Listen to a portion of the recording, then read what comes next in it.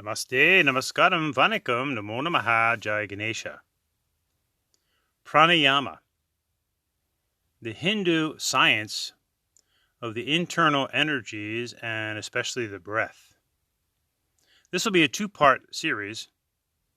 This first part will go into the science, the basic principles of pranayama, quite detailed, so it might be a help to take some notes and listen to this one perhaps several times.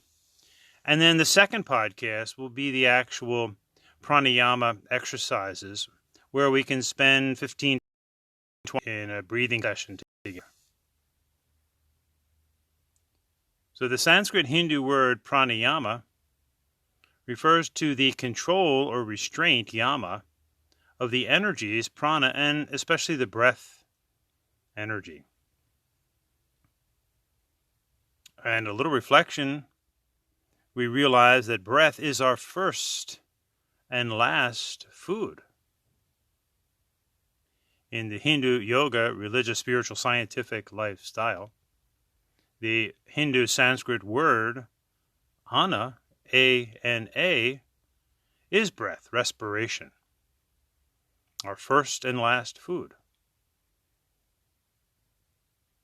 And the wise rishis that created the Sanskrit Hindu language included this A-N-A in so many profound Sanskrit Hindu words, recognizing the many foods of life. We have physical food, ana, A-N-N-A. We have mental food, mana. We have emotional food, bhavana. And soul food, atmana. And we have our various Hindu practices, sadhana, which is karma yoga, bhavana, which is bhakti yoga, dharana, dhyana, which is raja yoga, and jnana, which is the state of enlightenment, inner and outer study. And many of our deities, Ganapati, Sanmukhanada, Isana, Ananta. Recognizing the many foods of life, this sets up the mindset to better care for all of our bodies, physical, mental, emotional, and soulful. Breath in general is a wonderful study, and recognizing that this food is free. A little reflection that the things in life that we really need for existence, not want necessarily, air, food, and water, in essence are given to us absolutely free by Mother Nature. Air, food, pick an apple off a tree. Water falls from the sky. Yes, of course, we package it and put it in pipes and etc. and sell it in civilized societies. However, the basic products are given to us free of charge. This is a hint why true religion and spirituality always offers their soulful, if you will, spiritual services free of charge. Something very profound to think about. And therefore, when we try to make a business, though there's a business end to religion, of course, that's why people donate to upkeep the facilities, etc., pay for materials, etc. But the basic spiritual, if you will, services are free of charge. And the compassionate devotees give a free will offering or donation to help the facilities continue. Again, importantly, when we start to make a business out of religious spiritual life solely, that's when we're heading down a slippery slope. So let's look at the wisdom of the breath in general. Right now we're breathing and we do not even have to consciously do anything. This is the wisdom of the body, the greater intelligence that we are in. The body, the mind, and the emotions are going on quite nicely without any help from us whatsoever. However, we can take conscious control of these bodies, physical, mental, and emotional. So how is it that we breathe naturally? Due to the diaphragmatic muscle located at the base of the sternum. This muscle, actually shaped like a lingam when it's expanded, is actually what effortlessly pushes air in and out of the lungs. When we exhale, the diaphragmatic muscle expands up like a lingam, an ellipsoid, and when we inhale, it contracts down. So it is this diaphragmatic muscle that allows the breathing to happen naturally without any conscious control. Now, of course, all of our muscles, as we age, they get weaker. So too with the diaphragmatic muscle. So just like maintaining the other muscles of our body, conscious breathing and breathing exercises, hence the science of the Hindu Pranayama, can help develop this diaphragmatic muscle. Those who have lung diseases, asthma, COPD, their pulmonologist will often send them for breathing exercise classes to help develop that diaphragmatic muscle. So what does this actually mean? Watch a baby as it naturally breathes. The stomach rises and the stomach falls. This is the natural way to breathe. When we get excited, stressed out, we often chest breathe, or when we overexert ourselves, we will chest breathe to force more air into the lungs. But the natural way to breathe, which helps develop that diaphragmatic muscle, is to stomach breathe. So imagine the stomach like a balloon. And as you inhale, the stomach rises or the balloon fills, and as you exhale, the stomach deflates. So feel that a moment as your stomach rises when you inhale and falls when you exhale. Very natural, soothing way to breathe. When you're driving in a car, for example, you can feel this breath in front of the steering wheel as you go in and out. Or you can make a little circle, like an ellipsoid, a zero in front of you, your own personal airbag. Actually, the first move in Tai Chi is to recognize this Chi at the stomach as the arms go up and down, as the belly goes out and goes in. Now, we can take what's called a complete breath by first squeezing out all the air, and then inhale, fill the stomach, and then expand the lungs and chest, sucking in at the stomach, and then exhale, relax. So try this again. Inhale, fill the stomach. Exhale, and you can even push down with the hands if you'd like. Squeeze the air out. Inhale a complete breath, fill the stomach, then expand the lungs and chest, sucking in at the stomach, and exhale, relax. You can listen to our podcast on Shavasana, where we go through this classic Hindu relaxation pose. And also, to further understand the wisdom of soul food, you can visit our podcast entitled Soul Food.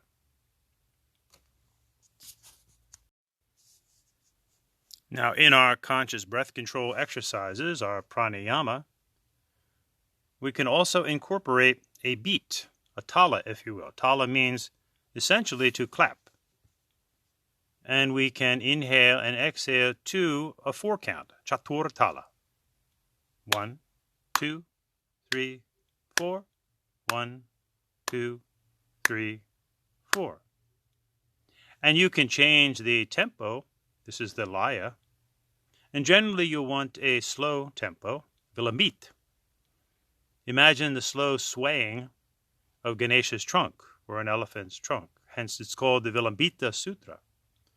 So a slow 1, 2, 3, 4, vilambit. Or there may be times when you wish to increase the tempo, madhya, medium, or fast, drut. So we'll do chatur tal, a 4-beat count, and count in the numbers in which you think, in which most comfortable to you. 1, 2, 3, 4. Ek, do, teen, char, Hindi. Ekam, dvi, tri, chatur, Sanskritam. Or for our Spanish friends, uno, dos, tres, cuatro. 1, 2, 3, 4. When people join the military, the first thing they all learn to do is march. And they march to cadence. And it's a 4-count cadence. 1, 2, 3, 4. Left, right, left, right. And they'll often sing chants, many of which are not repeatable, to form a sense of group community identity. So you may also like to pick a mantra, which are Hindu devotional chants, that's comfortable for you. You could do ah, oo, ah, oo, Notice there's a pause between the ah, oo, That's the Turiya state. Ah, oo, is found in Mandukya Upanishad, harmonizing our animal, human, and divine nature, and recognizing the Turiya, the zero, the pause, the all-important nothingness in between, before creation, within creation, after creation. Remember, it was the Hindus that invented the numeral 0 for mathematical usage. So the pause is very significant as we contemplate the no-thingness. That's the fullness of everything. The eye of the spiraling galaxies, the hurricane, the tornado, the whirlpool, the breaking wave, the cochlea, the black hole in the center of the eye, the deep nothingness that we all enter into at nighttime when we go into deep sleep. So you could use this primal Hindu chant, the primal sound, pranava om, ah, oo, ah, oo, You can also utilize these cadences and breathing exercises as you walk, very effective. Or you may have some other Hindu mantras that you choose to use. Ganapati Murga Shiva Shakti Om, Ganapati Krishna Vishnu Lakshmi, Ganapati Hanuman Sita Ram, Durga Lakshmi Saraswati, Kali Durga Parvati, Ek, Do, Teen, Char, Ekam, Dvi, Tri, Chatur, Uno, Dos, Tres, Cuatro, 1, 2, 3, 4. So practice this breathing to a cadence, inhale to a 4-count, exhale to a 4-count. Now, in the Vedas, we speak of the Ashvin twins, the twin physicians. And these twin physicians are actually the in-breath and the out-breath, antar, bahir, and also the 2 nostrils. This gets into a breathing exercise, alternate nostril breathing, where we attempt to harmonize the left and the right brain as we move into this natural diagonal flow. Notice when we walk, it's a diagonal movement. The right foot goes forward and the left arm goes out, and vice versa. This diagonal movement is also the understanding of harmonizing our brain hemispheres. This is the neurological, psychological, and sociological science of the Hindu yoga dharma. We recognize that there is male and female in life. And though this should be obvious, this is something that the patriarchal religions do not admit. God is a male creator being. This is not what Hindus believe. This is not life. Life is the coming together of male and female, masculine and feminine. Hence, in the Hindu yoga dharma, we worship the male, the female, and the male-female within each of us, and beyond the no-thingness, the Turiya state. So we have, for example, Shiva Parvati or Shiva Shakti, Vishnu Devi, Radha Krishna, Sita, Ram. And in the beautiful image of Ardhanarishvara, half Shiva, half Parvati in one body. This is the inherent wisdom that all of us, no matter what is our outer gender, we possess masculine and feminine qualities. And it is in this diagonal flow, and specifically this alternate nostril breathing of the twin physicians, the Ashvin twins, that we seek to consciously harmonize the left and the right brain, the Pingala and the Idda. Recognizing the left brain is the masculine nature, which has a positive and negative to it. Analytical, logical, rational thinking. Negative would be hard, crude, mean, intolerant. And the right brain, the feminine brain, the Idda, soft, intuitive, gentle, creative, spiritual nature. And the negative feminine, cold, indifferent, erratic, emotional highs and lows, depression. So as we do the alternate nostril breathing, we focus on harmonizing the left and the right brain. It is in this harmonization that further helps to uncover the Atmana within all of us, that which is beyond the body, mind, and emotions. Now, it's extremely important and respectful to understand that when we speak of pranayama, this is not mere breathing exercises that one would be taught in a gym or an athletic endeavor.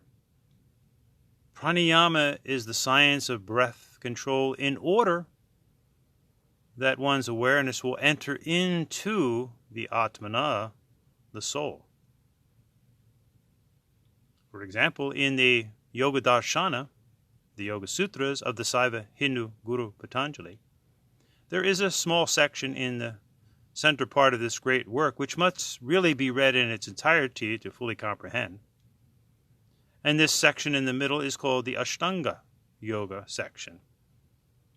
And visit our podcast on the 8 broken limbs of yoga.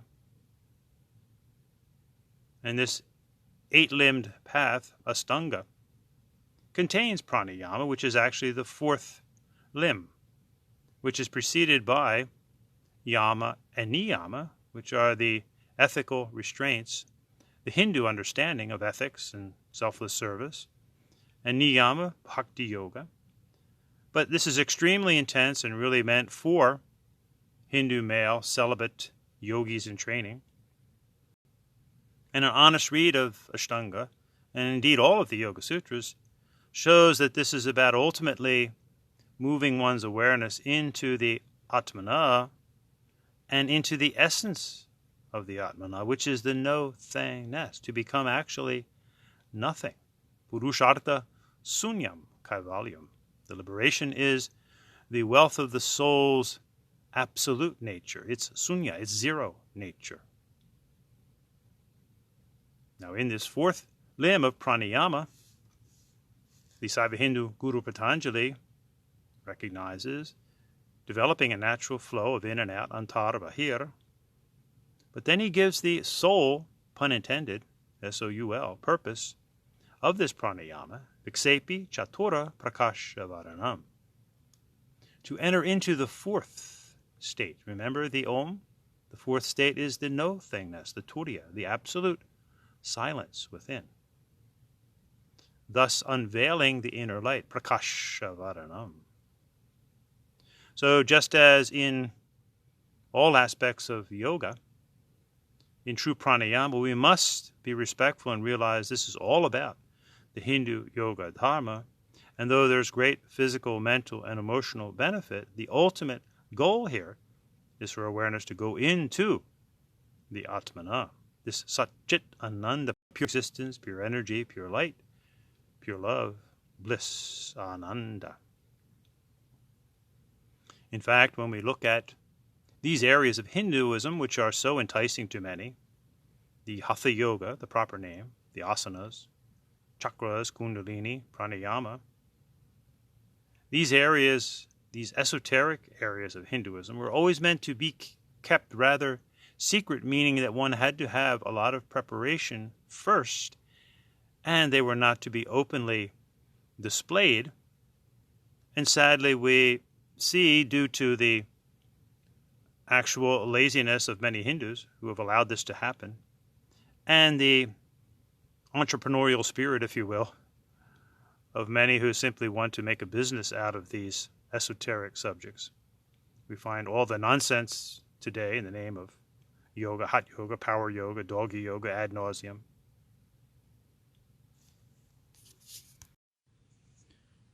So fully respecting the Hindu yoga, religious, spiritual, scientific lifestyle, and this pranayama, we can go into some preliminary pranayama exercises. And again, a 4 count is very conducive to bringing about this sense of inner shanti, or peace. So you can inhale to a 4 count, 1, 2, 3, 4, and exhale, 1, 2, 3, 4. 1, 2, 3, 4, exhale, 2, 3, 4. So if you're comfortable with that, a 4 count in and a 4 count out, that's chatur tala. 1, 2, 3, 4. 1, 2, 3, chatur. 1, 2, 3, 4. 1, 2, 3, 4. When you feel comfortable with that, you can inhale to a 4 count and exhale to an 8 count. That would be Adi Tal.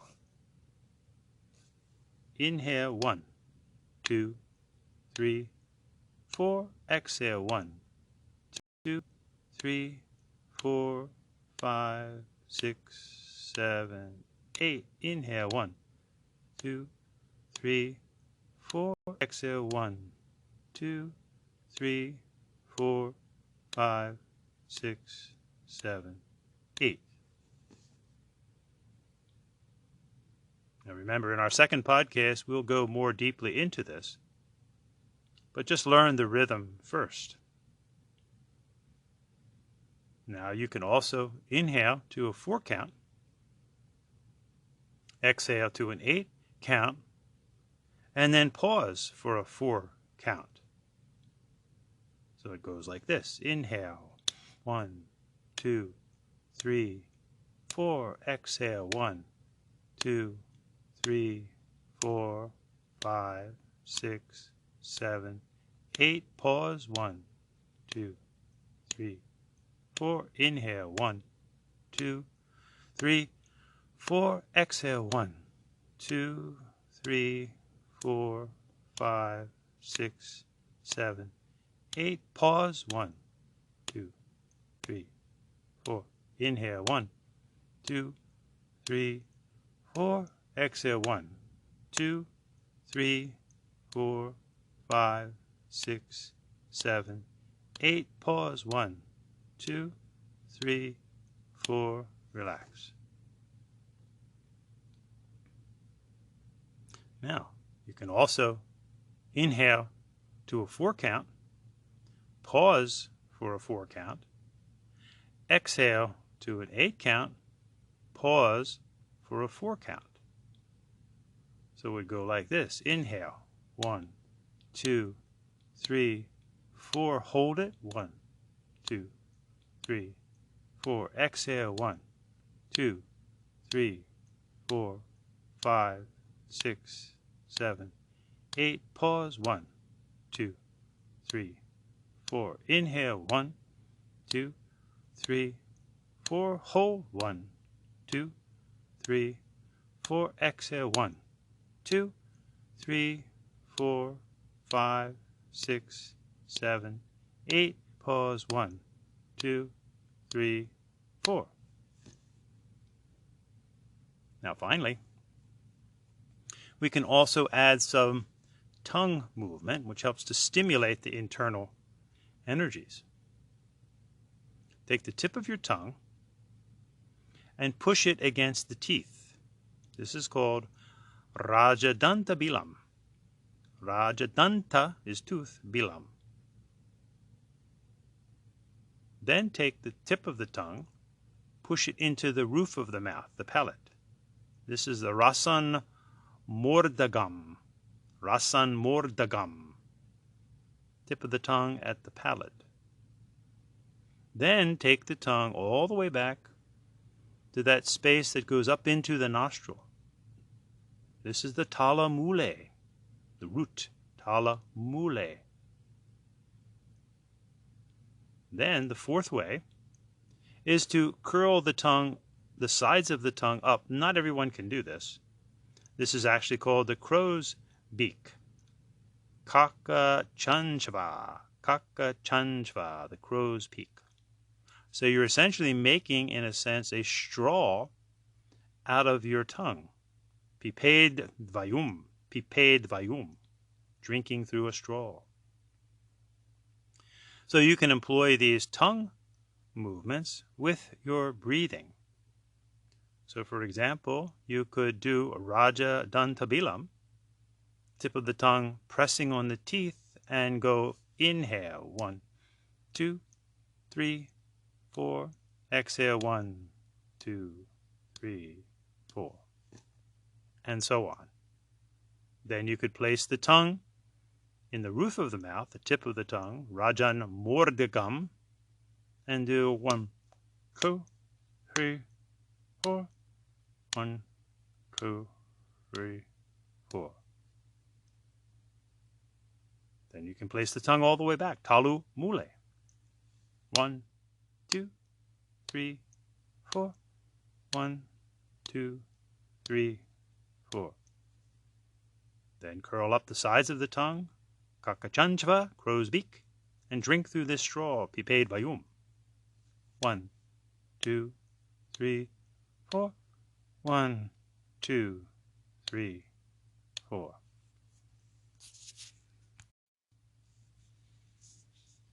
So listen to this podcast again, perhaps several times. Get the rhythm down, the tal, the beat. Understand the movements of the tongue. And we'll get together in the next podcast and have a pranayama session together. Namaste.